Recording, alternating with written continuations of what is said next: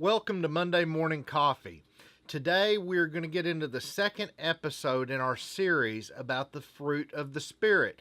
And today we are talking about love. Now, before we go any further, if you have not seen last week's video yet, you need to start there. You can go down below this video in the comments I've placed there, and you can click on the link and get to last week's video so you can start the series at the beginning. When you're done with that, come back and watch this video. Now, the key verse that we're using, or the key passage we're using for this study, is Galatians 5:22 and 23. We're going to begin by reading that again. But the fruit of the Spirit is love, joy, peace, patience, kindness, goodness, faithfulness, gentleness, self-control. Against such things there is no law. Now, we learned last week that the fruit of the Spirit, it contains attributes that we as Christians should be embodying in our life.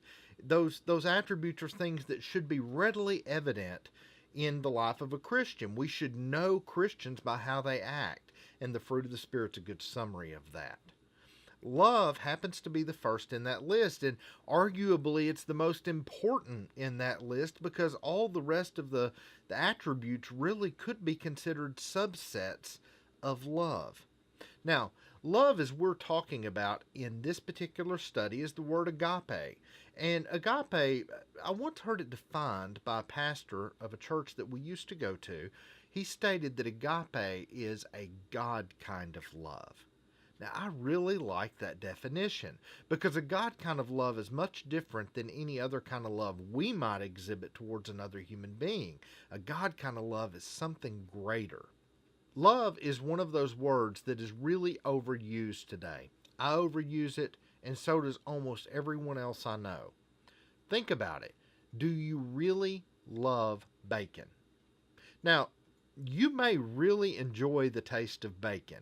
And I'm not going to argue about that because I personally believe it is one of the finer tasting things that I can put in my mouth. But I don't really love bacon. At least not in the biblical sense of the word, not in the agape sense of the word.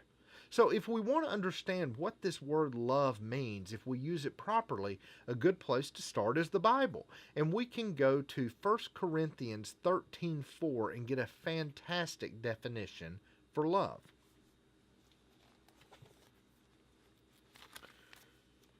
1 Corinthians 13:4 states, love, and that is an agape love, by the way, love is patient, love is kind, and is not jealous. Love does not brag and is not arrogant, does not act unbecomingly. It does not seek its own, is not provoked, does not take into account a wrong suffered, does not rejoice in unrighteousness, but rejoices with truth. Bears all things, believes all things, hopes all things, endures all things. I saw an interesting statement a while back, and it said if we use that particular passage to determine whether we really loved someone or someone really loved us, we would probably cut down on the number of relationships that ended in failure, because many times love is not really being exhibited. It's just a strong desire to be with somebody. But true love follows the example we see there in 1 Corinthians 13:4, or the passage that begins there. Now, we're going to dive back into this a little bit further next week and finish this up. So be sure to join back so you can see the next part in this series where we continue talking about love. Remember, the world is your mission field. Now go out and reflect Jesus into it.